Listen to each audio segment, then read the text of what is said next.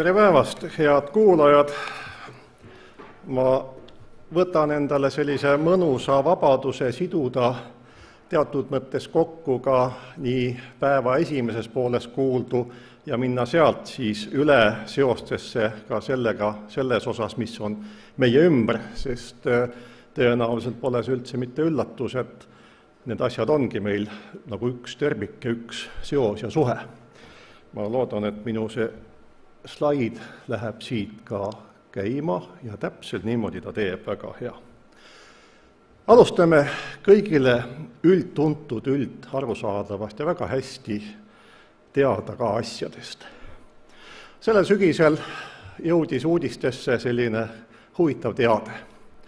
Ja huvitav teade, kuidas siis üks paha Brüssel on hakanud kiusama ühte lugupeetud ja soliidset firmat. Jutt on väga põhimõtteline, väga oluline. Näete ka väga hästi, et Euroopa Liit on teinud ettepaneku, et kõik meil müüdavad seadmed võiksid kasutada teatud ühte ühendusstandardit. See ei puuduta üldse tarkvaralisi lahendusi, vaid puhtalt füüsiline standard. Ja teise poole peal näeme, et kuidas siis see tootja, kes peaks oma käitumist muutma, sellele on reageerimas.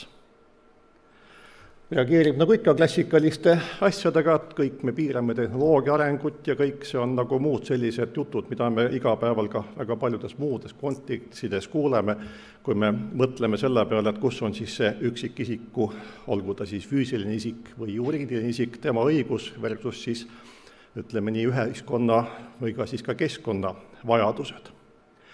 Kusjuures asja grotesk on ju mõnes mõttes see, et see ei ole üldse mitte ju selle aasta teema ju.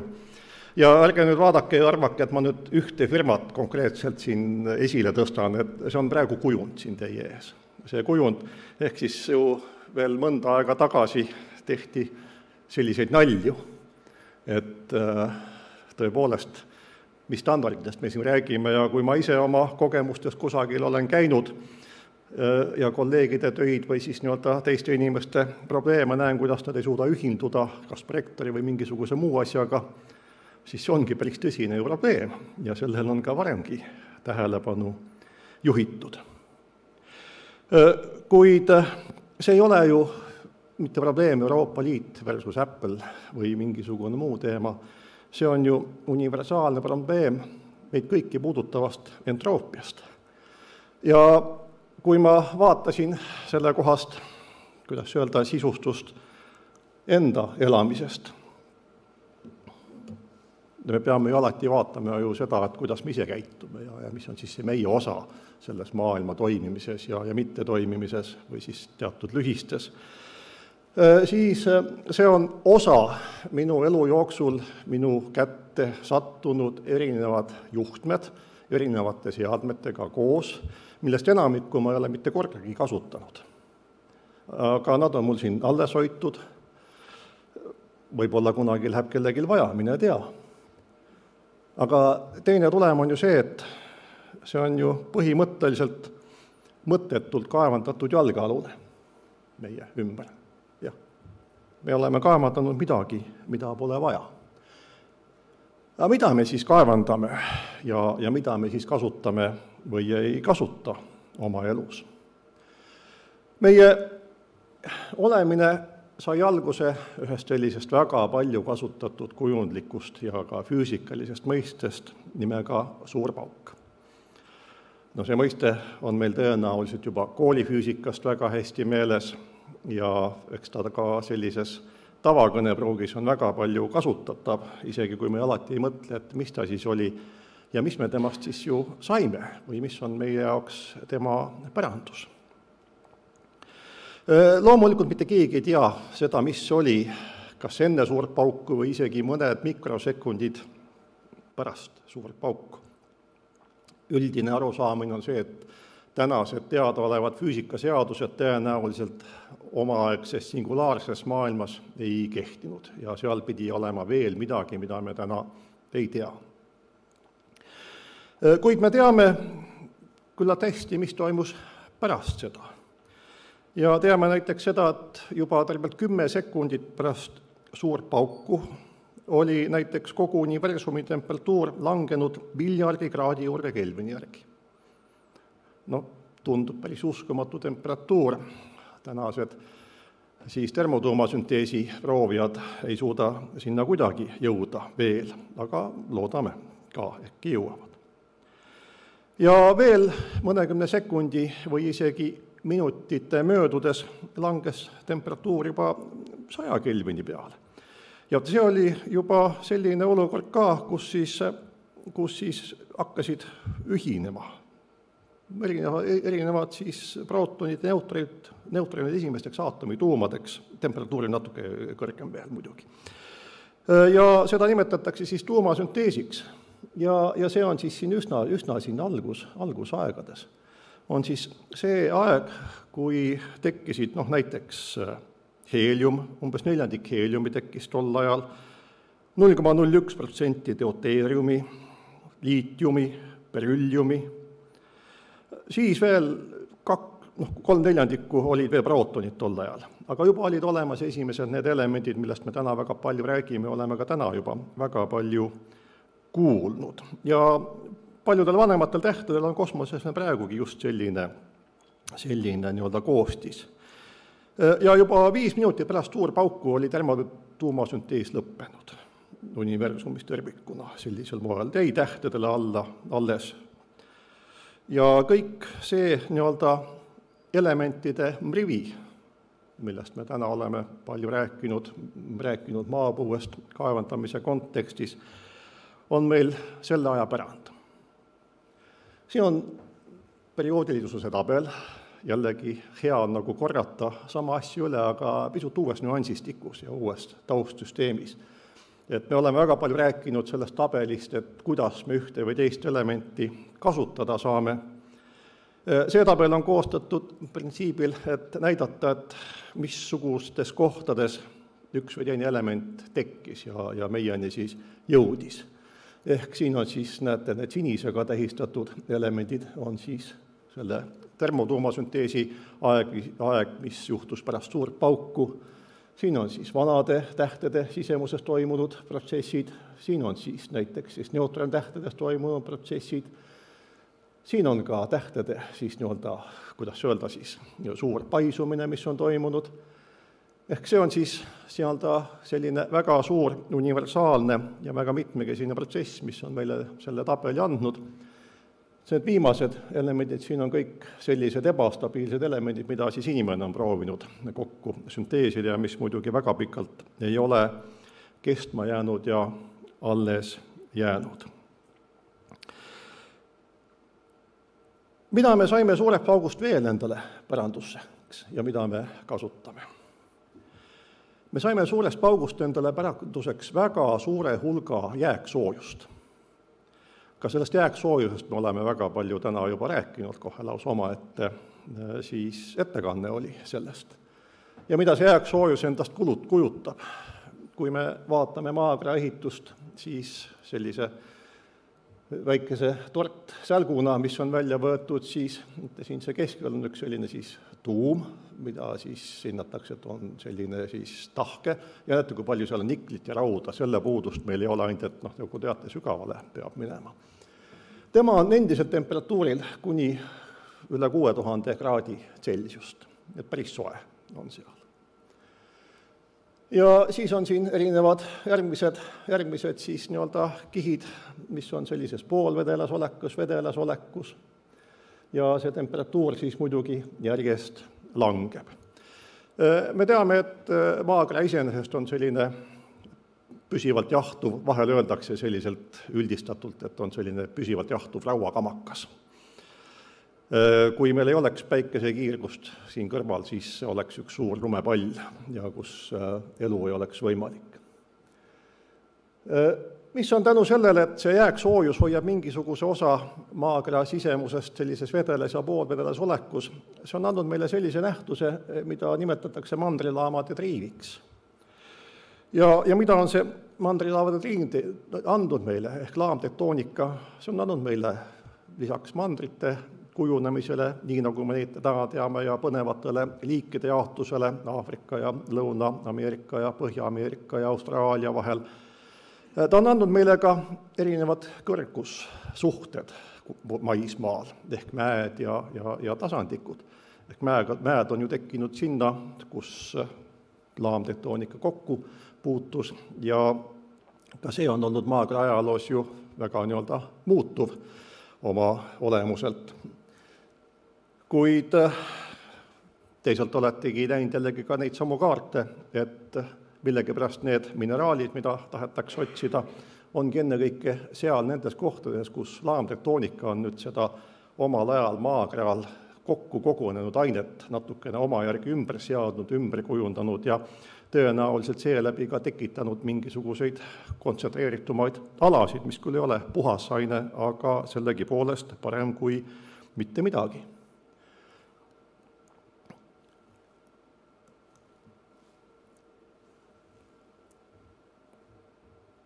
Ükskord siis, päris palju miljardeid aastaid tagasi tekkis maakeral elu.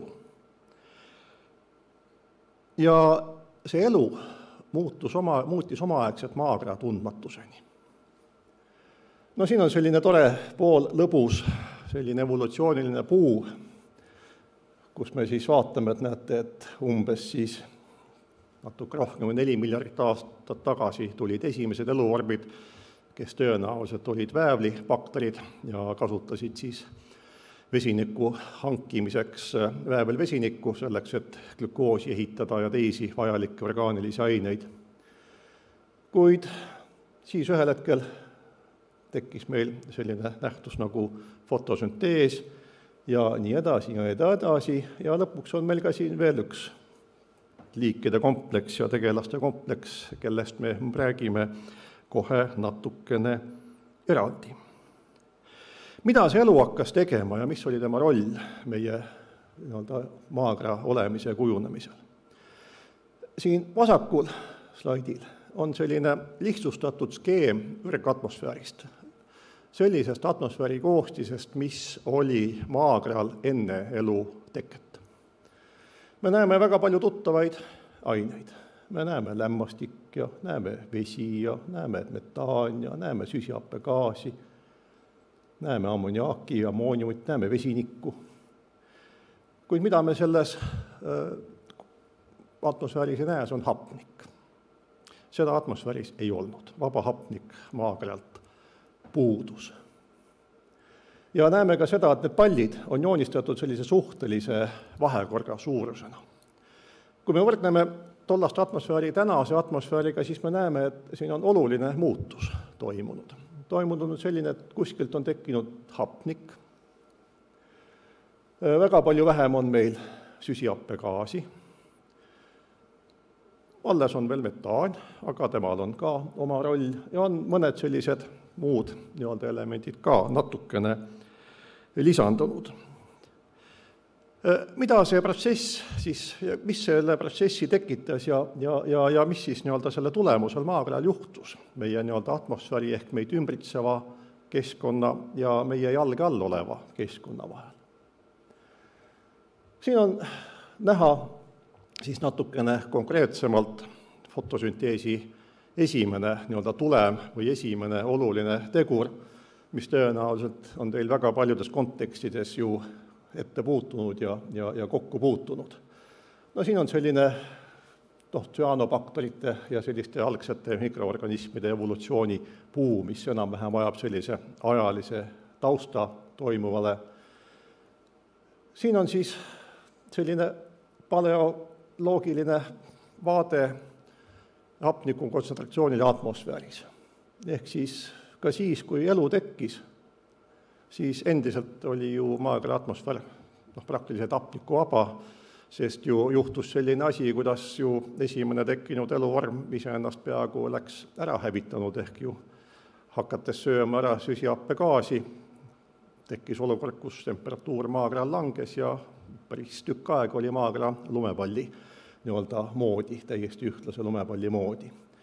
Ja mis on ka teine protsess, miks nüüd ütleme siis see hapnikult pikka aega madal oli, oli siis teine nähtus, mida nimetatakse suureks hapniku sündmuseks, ehk siis tollal ju oli maakera pinnal ja laamtektoonikast ju avatud väga palju mineraale, mida me täna ju ei näe enam puhtalt nende elementidena, vaid näeme oksiididena, erinevate oksiididena, mida siis on vaja siis jälle pärast tagasi kuidagi muundada, et puhast ainet kätte saada.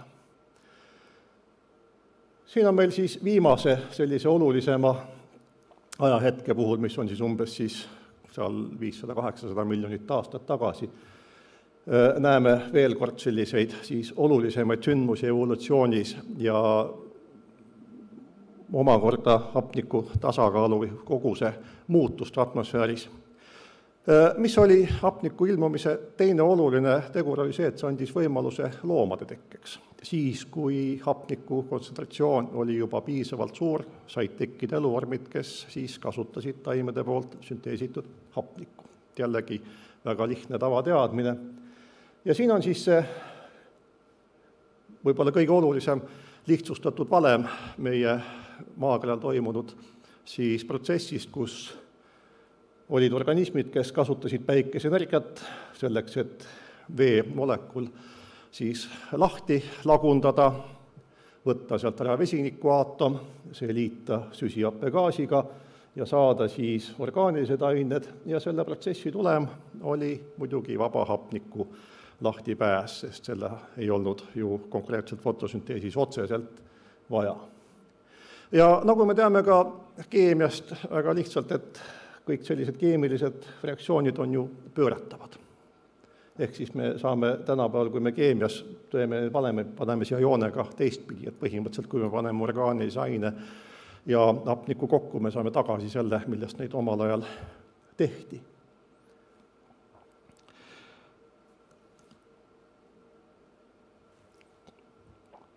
Kuid juhtus selline asi meie õnneks, et suur hulk sellest orgaanilisest ainest, mis fotosünteesi käigus tekkis, see pandi tallele. See jäi täiesti seletataval põhjustel aineringest kõrvale. No esimene põhjus, miks jäi suur hulk orgaanilist ainet kõrvale, on see, et kui elumaakera tekkis ja ka fotosüntees hakkas toimima, siis ju näiteks ookeanid olid anoksilised. Ja orgaaniline aine, mis põhja settis, see jäi lagunemata ja koguneski kokku täiesti arusaadavalt. Ja tõenäoliselt süvaookean hakkas hapnikuga rikastuma alles siis, kui mandrilaamade liikumise tulemusel tekkis Atlandi ookean ja siit omakorda siis golfihoovusega seotud suur hoovuste süsteem, mis siis hakkas vee pinnalt, ookeani pinnalt vett viima süvikutesse. Siin on selline graafik, kuhu on siis pandud peale sellised lihtsad asjad, et kuidas siis fossiilkütuste, neid aineid, mida me teame fossiilkütustena, et kuidas siis nemad siis tekkisid ja kuidas siis siin on nagu laiemalt atmosfäärist kaduma läinud süsinik ja siin on siis toodud eraldi siis teadaolevad varud fossiilkütuste kohta, mis siis sel ajal tõenäoliselt tekkisid. Ja nagu me teame ka termodaamika seadustest, et meil on aineenergia jäävuse seadus ja siin on ka teise graafika peal ilusasti näha, et siin on siis hapniku protsent atmosfääris. Ja siin selle pruunika joonega on näidatud süsihappegaasi kogus võrrelduna siis industriaalühiskonna eelse tasemega.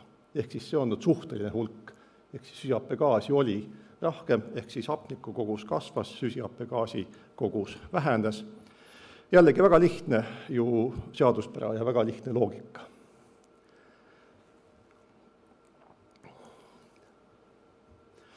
Kuid fotosüntees ei olnud sugugi mitte ainuke protsess, mis meie jalgealust ja meie ümbrust muutus.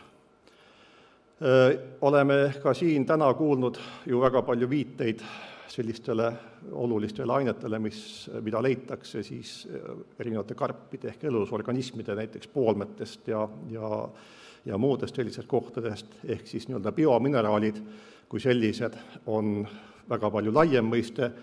Kuid vaatame seda meie enda kõige tuttavamat kivi, mis nimi on paekivi, siis ka selle teke või selle kogunemine on väga olulisel määral seotud jällegi kaudselt fotosünteesiga. Ja seotud kaudselt sellepärast fotosünteesiga, et tänu fotosünteesile said hakata tekkima karbid ja korallid ja limused, kes hakkasid kodasid endale ehitama. Ja sellise vahelülina olid ka olemas sellised vetikad, lubivetikad, kes siis kõik nad ookeani veest endale absorbeerisid tugistruktuuride ehitamiseks siis meile väga tuntud kaltsiumkarbonaati. Ja kuidas see kaltsiumkarbonaat nende kätte sattus?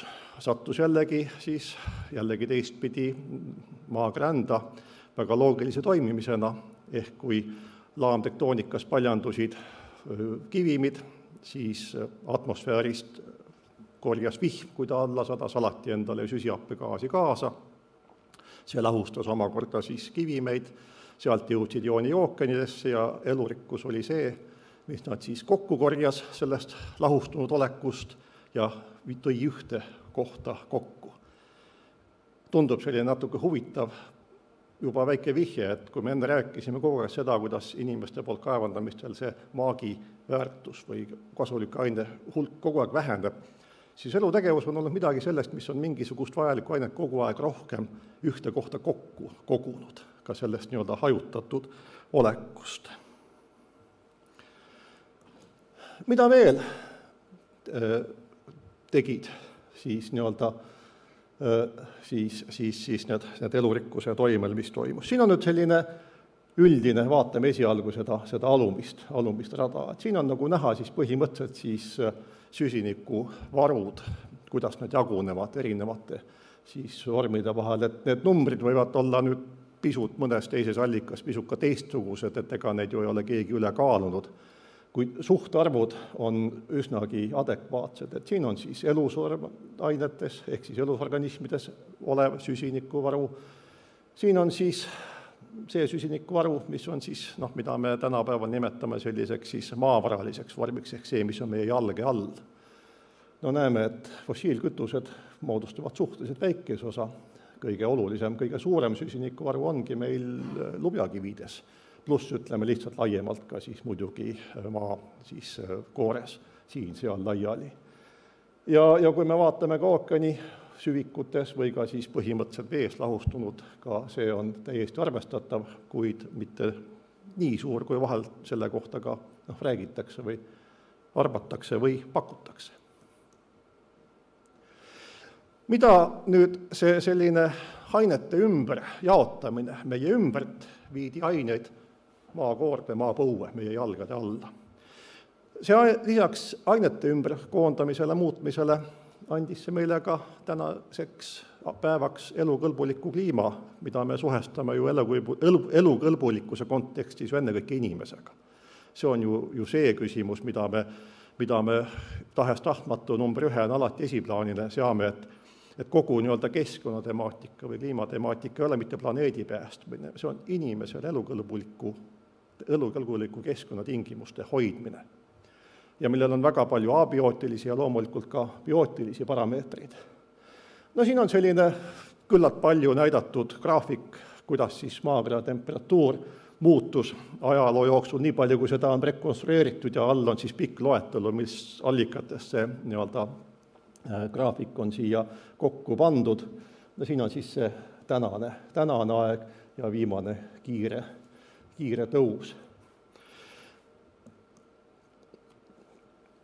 Alati vahel küsitakse, et kuulge, kunagi vanasti oli ju süsihappegaasi väga palju parem, millest siis see tõus nüüd äkki probleem on, miks temperatuur tõuseb. Siin on olemas üks selline väga lihtne loogiline seletus, mida nimetatakse ka siis faint sun paradox, on ta inglise keeles, ehk siis noore päikese paradoks. Nimelt tähtede areng on juba selline, et nad aja jooksul lähevad kuumemaks. See on selline lihtne seletus. Ja nüüd selle eluaja jooksul on päikese energiaintensiivsus kasvanud umbes 30%. Ja siin kõrval on siis kasvuhoonegaaside vähenemine tänu elutegevuse protsessidele, ennekõike fotosünteesile, ja see on andnud sellise tasakaalulise seisundi. Ja lihtsalt vahemärkusena, et keegi hakkaks nüüd ütlema, et mis me siis üldse siin täna muretseme. see muutus on, näete, siin miljardites aastates ja siis loomulikult me väikseid muutusi ei näe selles, see ei ole selline lineaarne pidev protsess. Siin on nüüd viimase põhimõtteliselt 100 aasta päikese aktiivsus, ehk siis päikese aktiivsus meie tänase postindustriaalühiskonna kontekstis on püsinud enam-vähem samal tasemel või pigem isegi siin veidikene langustrendis, ometigi protsessid liiguvad teisele poole. Nii, tänu siis fotosünteesile ja sellest lahti läinud elurikkuse plahvatusele ja paljudele protsessidele, mis siis paigutasid aineid meie ümbert, meie jalge alla, meid küll ei olnud, aga kujundlikult me saame niimoodi ju mõelda, me saime endale elamiskõlbliku maa. See ei ole mingisugune suurest paugust antud kingitus, vaid see on tänu elus organismide iseorganiseerumisele toimunud tulem, tänu protsess, kus meil on võimalik siin tegutseda ja olla. Mida on nüüd see liik nimega inimene? Kelle eellastest siin Kalle Kelsime tõi välja ühe australopiteekuse, seal 3 miljardit aastat tagasi ja rohkem. Kui me vaatame perekond homot, siis tema vanuseks on hinnatud umbes 2 miljonit aastat. Kui me vaatame liiki nimega homo sapiens, siis tema vanuseks hinnatakse täna 200 000 aastat. Tunduvad nende miljardite aastate kõrval päris väikesed arvud. Ja kui me võtame ka nüüd selle ennekõike viimase 150 aastat, siis mida on inimene, see üks liik teinud? Ta on liigutanud nii biosfäärist, aga ennekõike geosfäärist neid aineid, mida elurikkust see omal ajal tõi, mida fotosüntees tõi, liigutanud tagasi atmosfääri, muutnud meie ainete vahekorra jaotust siis meie maa jalgade all olevaga ja meie ümbruse olema, ehk õhk on ju meie ümber. Ja kuigi siin on pandud selline enam-vähem võrdsuunaline joon, siis umbes 1/3 atmosfääri viidud süsinikust on pärit elus looduse varudest. Ehk siis metsa asemel põld, põllu asemel asfalttee, see on see protsess, mille käigus ju süsinikuvaru väheneb. Pluss ütleme nendest teemadest, mida mulla teemadel järgmised ettekandjad räägivad, ma ei hakkagi seda ju ära rääkima, seda ei ole vaja. Meie õnn on see, et mingi osa siia eritatud süsinikust lahustub ookeani vees, lihtsalt keemilisel kujul lahustub. Teda ei seota seal olulisel moel kuidagi täiendavalt või teistmoodi. Selle ainete ümberjaotuse tulemusel on hakanud muutuma meie abiootiline elukeskkond, mis on väga lihtne ja loogiline. Need asjad on omavahel paraku seotud ja väga lihtsate füüsikaliste printsiipide ja astronoomiliste printsiipide alusel. Siin on 2 graafikut kõige viimasest IPCC raportist, kus meil on siis ühest küljest siis selline siis mõõdetud temperatuuri muutus. Ja teise graafiku peal on siis lahutatud komponentideks, kuidas meie temperatuur, maakera pinnatemperatuur, me räägime sellest, oleks muutunud ilma inimtegevuseta. Õigemini võime öelda, et kuidas see kliima oleks meil püsinud stabiilne, kui meil ei oleks olnud seda ainete ümberjaotamist maapõuest tagasi meie ümbrusse ehk atmosfääri.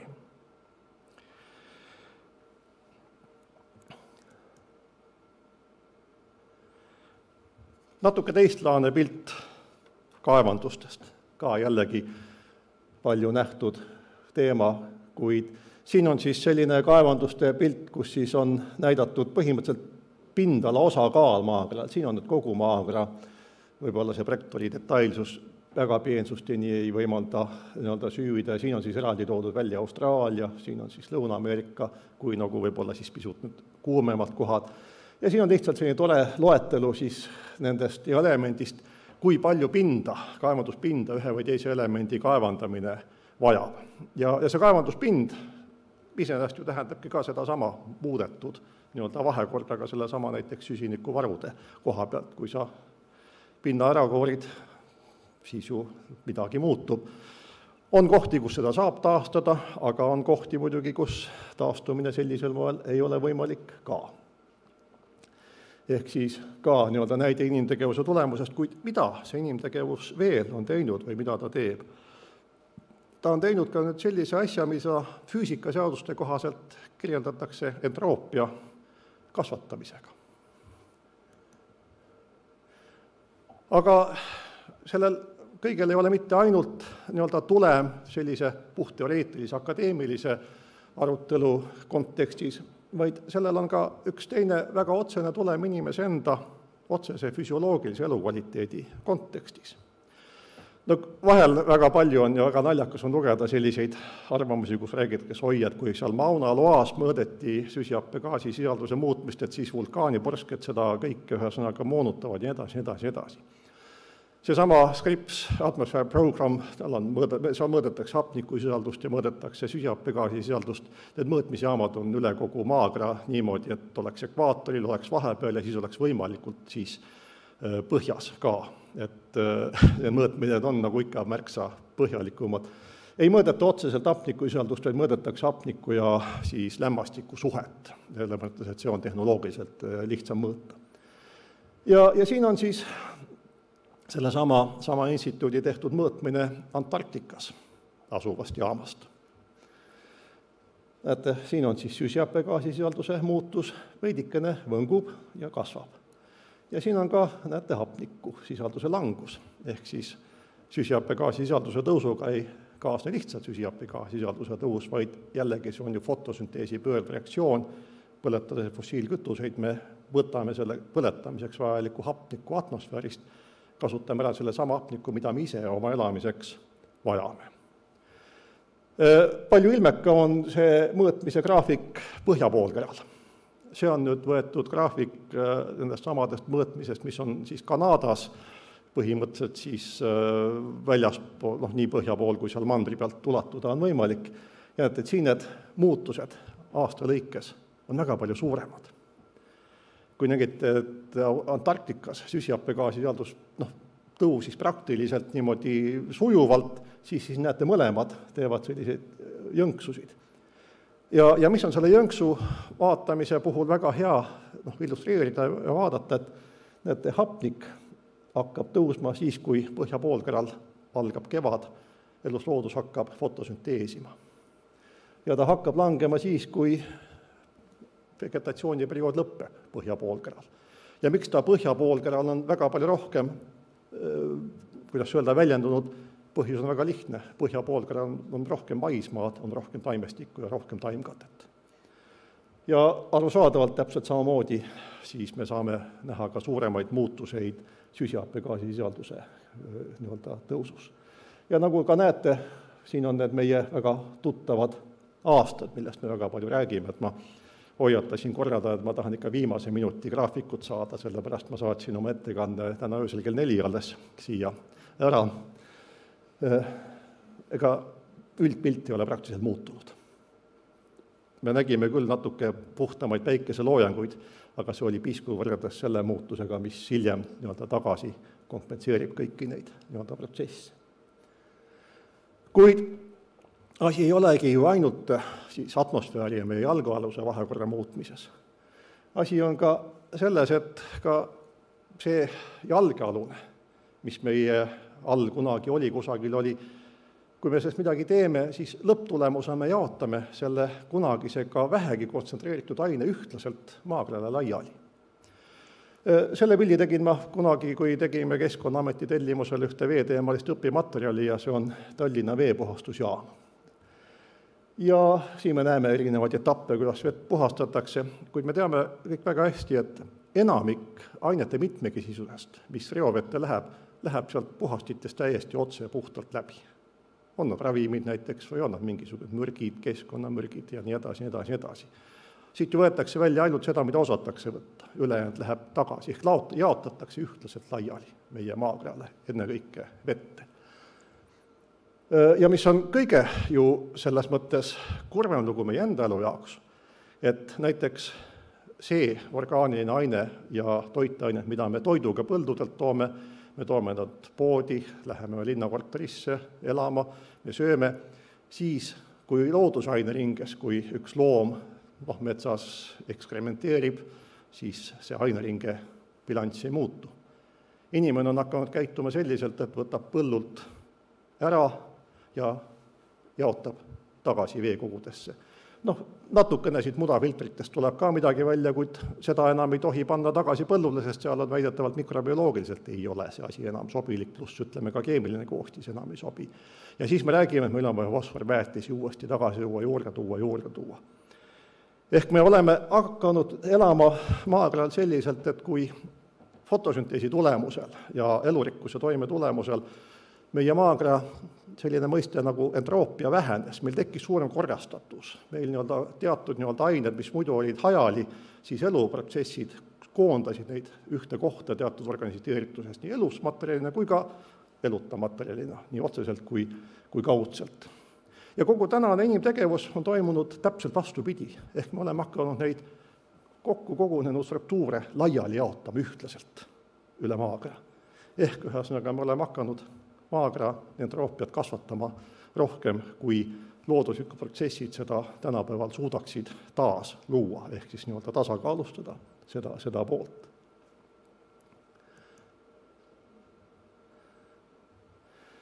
Ehk siis see sama pilt, mis minu kodus kotti avanes, ongi lihtne näide ka sellisest entroopia kasvamisest meie igapäevaelu tegevuses, ilma et me sellest ise oleksime aru saanud. Ega iga üksiku juhtmejupi või mingisuguse muu asja kogunemist ma ei mäleta ega ei teadvusta.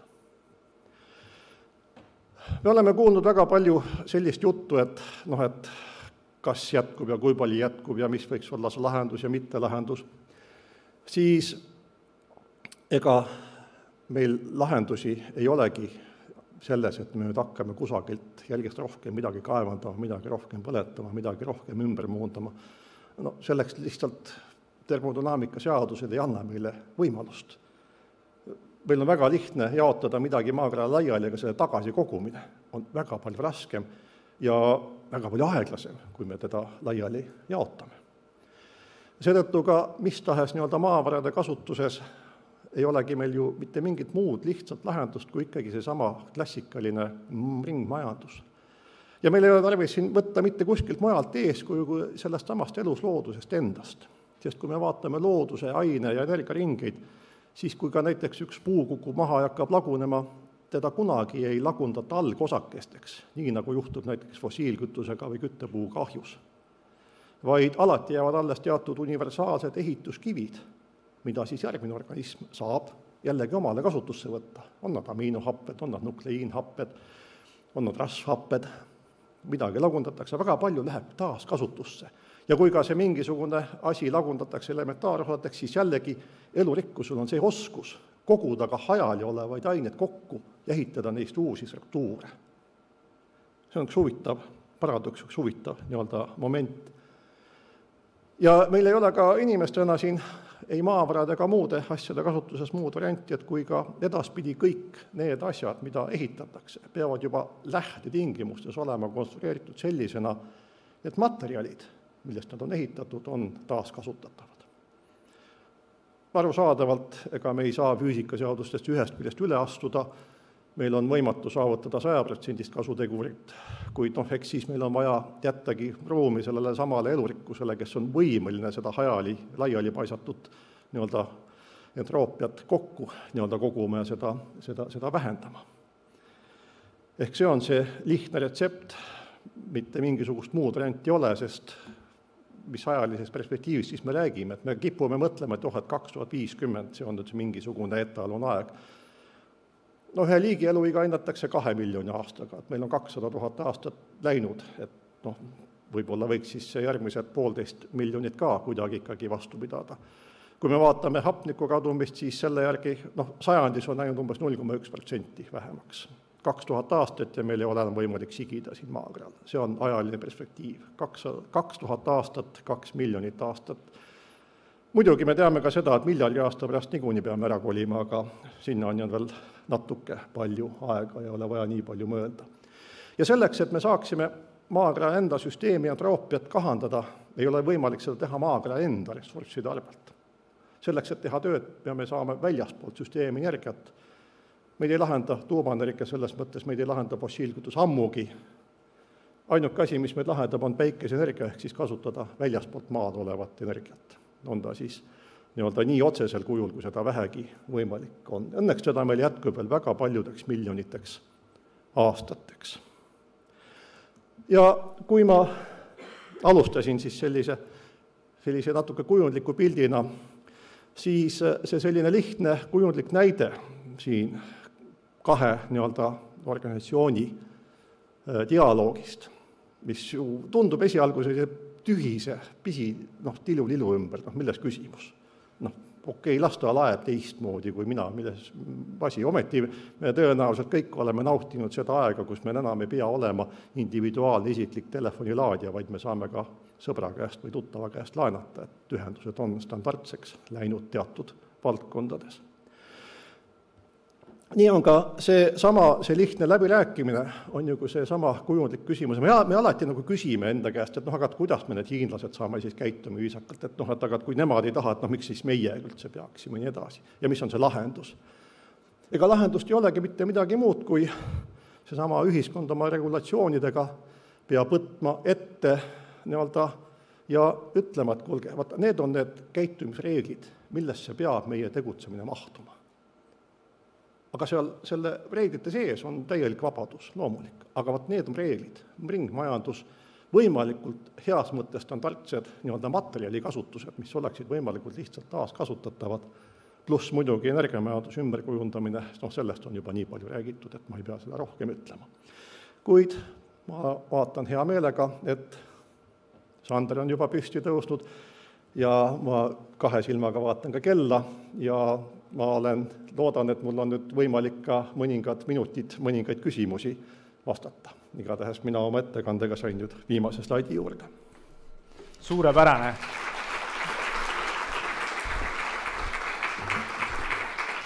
Aitäh sulle, Urmas.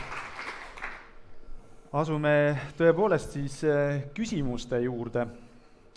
Vaatame, kes mida kirja on pannud. Selline väga põhjalik ülevaade, kust me tuleme, kuhu oleme jõudnud. Nii et Pöidlaid 3 on saanud küsimus selline. Kas 2020. aasta kriis on kuidagi ka graafikuid mõjutanud? Väga minimaalselt. Neid täpsemaid graafikuid on tehtud, neid on võimalik leida siin erinevatest allikatest, aga see muutus, ka siin selles oli olemas see 2020 muutus, see oli mikroskoopiline. Need olid suhteliselt ühised protsendid ja ta tuleb kahjuks, ütleme, selle järgmise kasvuga tagasi. Et see bilanss summa summarum ei ole olnud väga, väga palju mõjutatud. Tõsi ongi see, et seda sama küsimust siin-seal ilmselt tuleb nii teadlastele ette, vahepeal küsitakse nii minu kolleegilt Kristolt kui minult ka, tulevad mõned inimesed juurde, et kuulge, et kas see paus nüüd vahepeal, mis oli, et kas nüüd on kõik jälle korras, sellepärast et inimesed ju olid rohkem kodus ja oli, aga jah, tõesti selline mikropaus ju suures pildis ei pruugi. See oli väga väikesed sektorid, mis su tegevuse lõpetasid ja kas meil põleb laualamp töölaual või põleb kodulaual. See ei muuda bilanssi.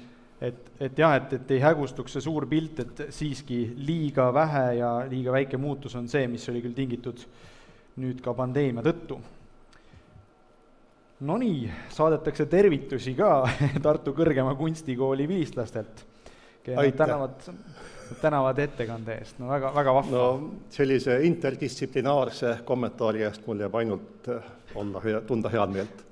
No just, see näitab ka seda, et mitte ainult küsimused pole oodatud, vaid ka head sõnad niisama.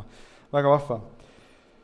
Atmosfääri paisatud CO2 sidumist tehnoloogia abiga on pakutud kauges tulevikus lahenduseks, et õhku paisatud murele, ehk siis õhku jõudnud CO2 kuidagi siduda, kuid sel juhul ei suurene hapniku kogumass atmosfääris. Kas pöördvõrdeline sidumine loodusliku fotosünteesi teel on sel juhul ainuke mõistlik lahendus? Põhimõtteliselt jah, selles mõttes, et see keemiline süsihappegaasi sidumine ja eraldamine, see toimub meile antud selle viitaja jooksul, ehk see hapniku väheneme 0,1% ja meil jääb mulje, et see on nii väike ja mis see meid nii väga mõjutab ja me saaksime äkki 100 aastat veel kuidagi moodi edasi. See on üks aspekt. kuid pikas perspektiivis ta ei ole lahendus ja ta saab olla ainult ühesõnaga ajutine lahendus selleks, et kiiremini süsihappegaasisisaldust kuidagimoodi alla saada. Aga ta ei ole aseaine nii-öelda fossiilkütuste põletamisele, sest sealt hapnikku tagasi ei panda. See on täpselt see õige nii-öelda nüanss. Ja kui ütleme teiselt poolt mainida ka süsihappegaasisisalduse olulisust, siis me täna ju teame, et meil on see kontsentratsioon natuke üle 400 ppm juba. Ja üllataval kombel ju meil ei ole sellist ühtegi muud seadusandlikku akti, kui on olemas koolieelsete lasteasutuste õhukvaliteedi normatiivid, mis on seadustest, mida ma leidsin, kui ma uurisin. Seal on öeldud, et ei tohi olla siseruumides süsihappegaasisisaldus üle 1000 ppm püsivalt. Seda teemat meil siin seoses viiruse teemaga, ventilatsiooniga on väga palju räägitud ja sellest süsihappegaasisisaldusest on tehtud väike indikaator ventilatsiooni headusele, aga mida see tähendab, kui meie kogu atmosfääris peaks süsihappegaas tõusma üle 1000 ppm, siis see tähendab seda, et siis me läheme ka metsa ja oleme seal kui halvasti ventileeritud toas. No vot nii. Kas on küsimusi, et tahaks otse saalist küsida või saite juba kenasti kirja? Mina hea meelega küsin küll. Ma natuke võib-olla triivin sinna sinu ettekande lõpufaasi, kus sa ütlesid, et energialt peaksime saama päikese abiga või päikeselt, mitte nii väga siis mõeldes just praegu päevaplaanist maha minevatele fossiilkütustele ja tuumaenergiat mainisid ka. Selgitad sa natuke seda tausta veel lähemalt, millest sellised mõtted ja arvutuskäik? Üks on lihtne seesama termodünaamika printsiip.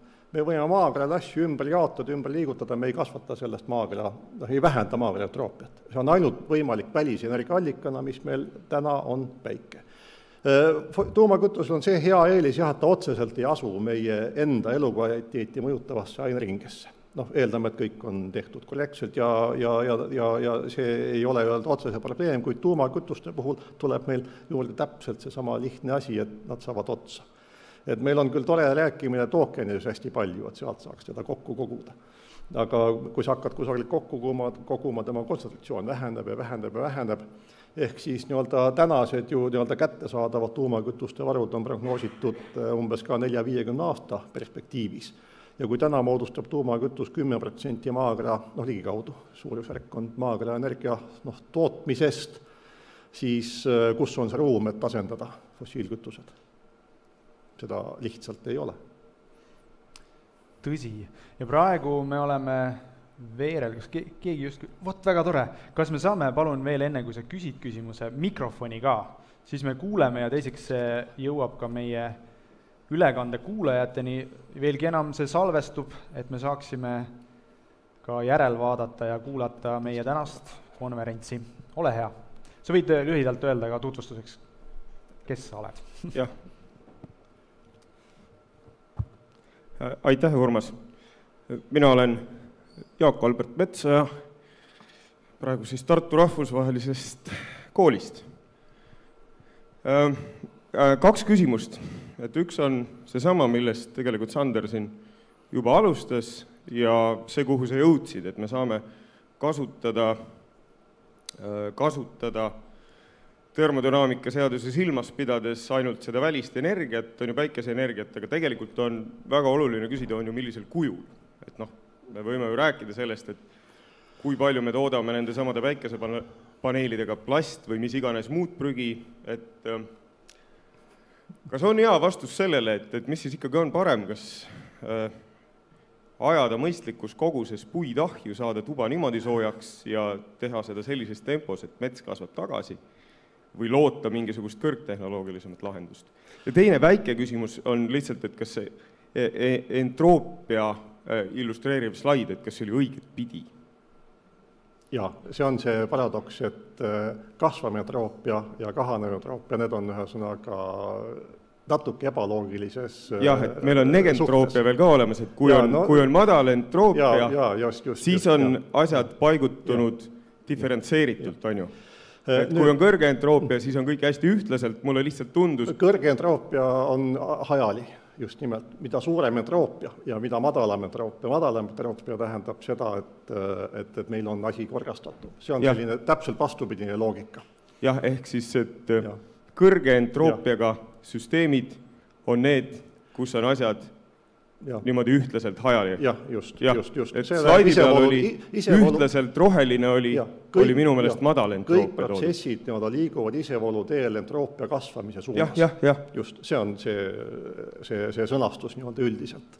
Aga see, mis puudutab energia konteksti, siis loomulikult siis me ei räägi sellest, et ütleme, kogu see energia ei ole ainult nüüd, ütleme, siis otsene päike või muu teema, et kusagil hajaasutuses senimaani, kuni näiteks me kas või puidu kasutuses jääme ka, ütleme, looduslike põlengute fooni sisse ja ei võta neid ka metsast täiesti ära, et ütleme, põlengutega kohastunud liigid ära kaoksid näiteks, siis ei ole sellest ka ju mitte mingisugust probleemi. Küsimus on, et kusagil metsatalus sauna kütmisest meil ei lähe kliima untsu. Et sellel teemal on väga palju müra selles mõttes, et vaadatakse ainult mingisugust üksikfakti, mingit üksik emissiooni ja unustatakse ära selle emissiooni asukoht aineringes. Et me peame alati neid asju vaatama, et kas on tegemist pöörduva aineringiga ja teine küsimus, kui suurel määral me selles aineringis osaleme. Et mõõdukal määral looduslikus aineringis me osaleme ka ise oma organismina, ehk siis inimene emiteerib ka süsihappegaasi. Aga me ei saa emiteerida rohkem, kui enne toiduks söödud taimed seda on sidunud ja see käib kogu aeg ringi, see on meie elu aluseks. Ja seal, kui mingisugune kogus läheb otseoksüdatsiooniprotsessi, see on looduses ka kogu aeg toimunud. Aga kui ei ole kunagi toimunud teda suurel määral ja ainult energiakultuurina, see on kogustes on vahe siin. Siin on lihtsalt kogu selline vahe, mitte et üks protsess oleks fundamentaalselt vale või ekslik. Kas ka neid mõttekäike kuulates võib järeldada, et laias laastus ongi kaks võimalust ühest küljest, et loota, et jätkusuutlikum elu võiks tagada ikkagi paranev ja tõhustuv tehnoloogiline abi ja selline innovatsioon ja teisel paberi küljel valikuna on siis tasanduv ja vähenev vajadus, tarbimine ja majandus tegelikult. Just, et mul ei tekiks ja mitte kellegi ei tekiks seda juhtmepusa kujundina põrandale elu jooksul, et meil ei oleks seda vajadust. Mis on võib-olla tänases kontekstis vähem mainitud, küsimus on ka see, et me laiemalt vaadates ei saa ainult ka keskenduda ütleme sellisele abiootilisele tehnoloogiale, mida me siis saame maakeralt erinevatest kohtadest kaevandatud mineraalidest, vaid täpselt sama oluline ja tõenäoliselt veel olulisemaks võiks kujuneda tulevikus biotehnoloogia oma erinevates vormides, alates materjalitehnoloogiast, alates nendest samatest päikesepaneelidest, päikese tehnoloogiatest, olgu elektri salvestamine või muu pool, ehk siis kui me kas või teeme näiteks mingi süsinikkiust päikese elemendi ja kasutame veel teisi bioloogilisi materjale seal juures, sealt ei teki meil enam sellist keskkonnareostust, mida see sama aineringe ei pruugiks ühel teisel moel tagasi absorbeerida. Et see on kindlasti ka veel üks aspekt, olgu nad mingisugused keemilised reaktsioonid, kui me räägime kas või ütleme sellisest asjast nagu puidutehnoloogia, siis üks asi on tema abiootiliste ainetega lagundamine, kus meil on küllalt ebameeldivad keskkonnamõjud, nagu me teame krafttsüklis ja tehnoloogias näiteks tselluloosi tootmisel, ja hoopis teine variant on lagundada tselluloosi biotehnoloogiliste, ensumaatiliste meetoditega näiteks. Et need on need suunad, tähendab, kuhu me peame ka vaatama. Et me alati peame vaatama olemas, et olukorda ühest küljest sellisena, mis on tänane tehnoloogiline võimekus, täiesti selge, kuid me ei tohi tänase protsesse projitseerida lineaarselt ka tulevikku. Et vahel räägitakse väga palju sellist poolparastusliku poolega, et aga näete, et nüüd elektriauto süsiniku emissioonid on sama suured kui fossiilkütuseautusega täna, eks, ja see näide on ka meil läbi käinud. Siis mina ütlen selle peale, et see on ju suurepärane, et juba täna on meil elektriauto emissioonid sama head, sama halvad kui fossiilkütusega auto. Sest fossiilkütusega auto on tupiktee, see on null, seda me ei saa edasi arendada. Aga meil on teada, mis on need tehnoloogilised arenguvajadused suunad, et elektriauto oleks kasutatav edaspidi. Et tänane tehnoloogia seda ei rahulda, ka aru saada. Et see on see pool, või siis ütleme ka teisalt, kui vahel siin räägitakse suure sellise, kuidas öelda, sellise suure mõttega, et et näete nüüd põllumajandustoodangu hind tõuseb tänu rohepöördele või rohepöörde tõttu. see ei ole sugugi nii. Me hakkame selliste hinnaanalüüside kaudu aru saama, kui palju tänane mingisugune tootmisvaro üks või ühes või teises valdkonnas on oma, siis ütleme nii, tulemi saanud meie elukeskkonna arvelt. Need arvutused näitavad seda, mitte nad ei näitavad see, et me peame hakkama rohkem maksma. Me teame väga hästi, et see sama fossiilkütuste liigutamine maapõuest atmosfääri on väga palju doteeritud tegevus, väga tugevalt doteeritud tegevus, kaudselt enne kõik, aga ka otseselt. Me oleme tegelikult suure osa avanssi juba ära maksnud või meile on siis makstud ja selle tõttu on olnud asi lihtsalt piltlikult odavam. Jah, tehnoloogiliselt ju ei ole, kuidas öelda, kui me rääkisime materjali vajadusest erinevate asjade tegemiseks, siis loomulikult maagaasile tuli otsa, seal ei olegi midagi vaja, sooja tuleb. Jah, loomulikult ühtegi metalli ei ole vaja. Nii on, aga ta ei sobi meile. Kena, kas on veel mõni küsimus ja käsi tõusis, üks moment. Võite ka lühidalt ennast tutvustada ja palume küsimust. Aitäh! Nii, 3-4. Proovime, vaatame, kas see on nupp sees. Kui sealt... Ja, nüüd on sees. Olav Udam ja mina olen metsakasvataja. Et üks väga vahva bioloogiline tehnoloogia on meil ju olemas ja see on seal pildi peal ka näha, et üks mees vaatab seda asja peale. Seal on ju suurepärased päikesepaneelid ja seal on ühtlasi ka aku ehk siis see puit, kuhu puittaimedel ju salvestatakse seda tüves ja jälle otsepõletamine kokkuvõttes teebki otse nullringi ka. See oli mul üks märkus lihtsalt. Ja teine on, et ookeanid on ju, tähendab, nende puittaimede suur eelis on ka see, et nad on meil lokaalselt koha peal, neid ei pea kuskile väga vedama ja nad on ka meil kontsentreeritud, eks. Aga ookeanid on ju ka väga suured energiasalvestajad, et mis seal protsessid toimuvad, et nende probleem meie jaoks on see, et neid ei saa ju sealt ookeanist väga lihtsalt kätte erinevalt puittaimede kasutamine. Ütleme, mets, ma paneks selle üldisesse konteksti kui bioenergeetika. Ehk siis siin on nagu lihtne printsiip ju see, et kui me hakkame mingisugust kultuuri kasvatama üksnes energeetiliseks otstarbeks ja siin ei ole vahet, on ta siis raps või on ta siis palmiõli või on ta siis mets, kui me hakkame ainult energiaks teda kasvatama, siis me teeme väga suure karuteene oma elurikkusele, oma elukeskkonnale seeläbi, sest me teame ka seda, et see põletamise ja taassidumise summaarne süsinikuvaru on selles olukorras väiksem, kui ta oleks teistes lahendustes. Et mida metsa puhul on väga lihtne printsiip, et mida rohkem on süsinikuvaru metsamaal ja mida rohkem on teda puittoodetes ja mida pikemalt ta püsib. See on see suund, mida me puidukasutuses peaksime minema ja paratamatult puidukasutuses tekib seda osa, mis kujundlikult läheb laguahelasse, saepuru ja muud asjad. Sealt selle energeetiline kasutamine on täiesti normaalne ja mõistlik tegevus, kuigi ütleme ka seal võiks olla ju põhimõtteliselt ju ka täitsa mingisugune biotehnoloogiline võimalus ka saepurust midagi teha, mida praegu võib-olla kohe ei tehta. Et see on selline tasakaalu küsimus ja täpselt samuti ju ka, kui me räägime bioenergeetikast näiteks põllumajanduse kontekstis, kui me paneme biogaasijaama toidutootmise laguahelasse, absoluutselt mingi probleemi. Aga lihtsalt need mahud, jällegi seesama asi, meil ei ole võimalik tagada seda energia mahtu, mida me täna oleme fossiilkütustega kasutusele võtnud. Ehk siis ütleme juba täna näiteks ka Eesti energiabilansis, kui me vaatame puidu osakaalu energiabilansis, ega ta on maksimaalselt kasutuses niikuinii, et hästi me saaksime mingisuguse hulga pelletit tuua Taanist tagasi Eestimaale ja Suurbritanniast ja mitte neid välja viia.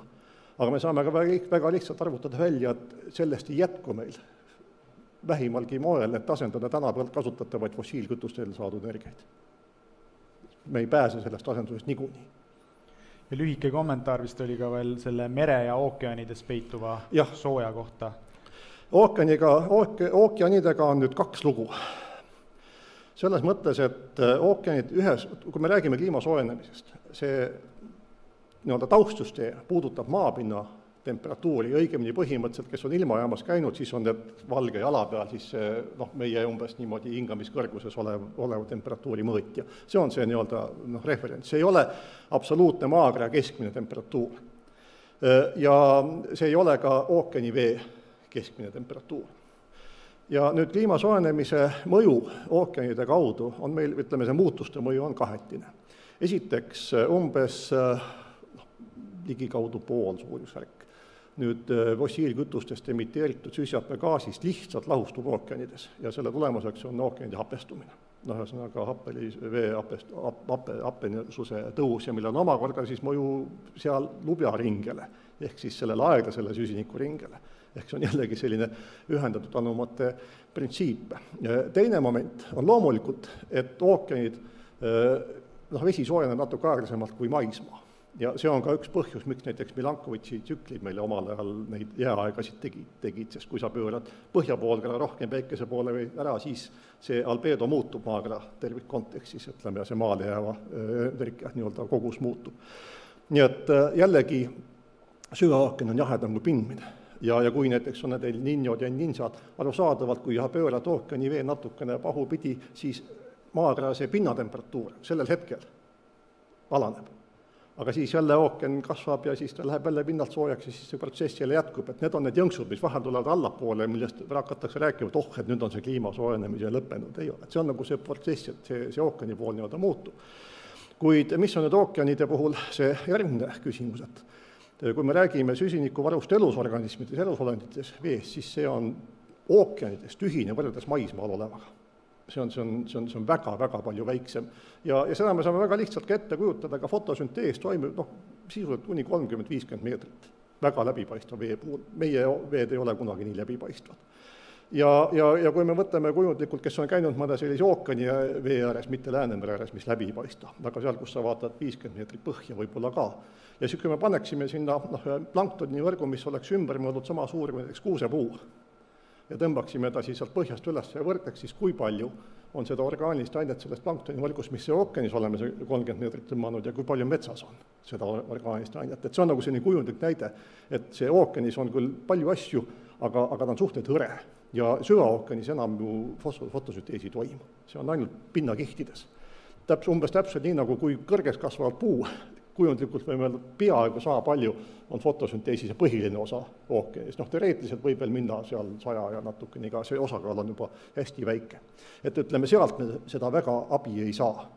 Ja teine moment, mis nüüd ookeanidega tekib, on asjaolud see, et gaaside sisaldumine, lahustumine sõltub temperatuurist. Ja kui nüüd ookeani vee temperatuur tõuseb üle kriitilise, kus ta enam ei seo süsihappegaasi, siis me saame sealt korraga päris tõsise pahvaka, millega meil ei ole siin mitte midagi peale hakata. Et see on nii-öelda üks selline väike selline häirekella moodi asi meie ees küll, mida peab jälgima. Ta ei ole homme juhtuv, aga põhimõtteliselt see juhtub, kui liiga kõrgeks tõuseb temperatuur. Pluss muidugi klassikaline asi, mida on võib-olla vähe mainitud, ei ole veel täna räägitud ühte sellist maapõue olulist rolli, mille nimi on olla maatugi. Et me räägime küll väga palju sellest, et meil on vaja ehitusteks liiva, kruusa ja värki asja, kuid inimene, tähendab, kui me räägime kaevanduse tegemisest kusagil ka kruusa või muu kaevanduse puhul, siis tavaline ju tulem on see, et me saame üldjuhul kena veesilma. Puhkealaks vahel räägime, aga see on nüüd see moment, et inimene ei ole veeloom. Inimene kõnnib kuival maal. Ja on olemas ka siis selline täiesti mäetööstuslik mõiste või ka geoloogiline mõiste nimega maatugi, see on see, mille peal me kõnnime. Ehk siis, kui me seda maad niimoodi muudame, et me vähendame seda pinda, kus me saame kõndida, siis me vähendame oma liikumisvõimalusi, eluvõimalusi. Ja mis on muidugi teine, meie jaoks natukene kurvem nüanss on see, et ega siis ju ookeani siis veetaseme tõus. Ka see on väga hästi teada, et tänase süsihappegaasi sisalduse juures umbes 4 miljonit aastat tagasi jääkilbid maismaal puudusid. Ja kui palju siis ookeanivesi tõuseb, see on meil ka väga hästi teada. Et Viljandis me veel jääme maatuge kasutama, aga Türil läheb juba raskeks. Viljandis me ikka siis näeme. Jah, Viljandis näeme. Suur tänu sulle, Urmas, ja enne veel, kui teeme sulle suure aplausi, ma luban, mida muld sinule annab? Oi. Aga tõesti, mitu tundi ma tohin nüüd vastata? Ei, lühidalt, kui peaks olema lühike vastus, nagu me inimestel palusime, kohe vaatame ka seda lähemalt, aga... Kui ma lühidalt vastaks, siis muidugi esimene seos mullaga on ikkagi see, et selle peal kasvab meile toit. Väga õige. Ma oleks täpselt samamoodi vastanud. Teeme suure aplausi Urmasele, aitäh!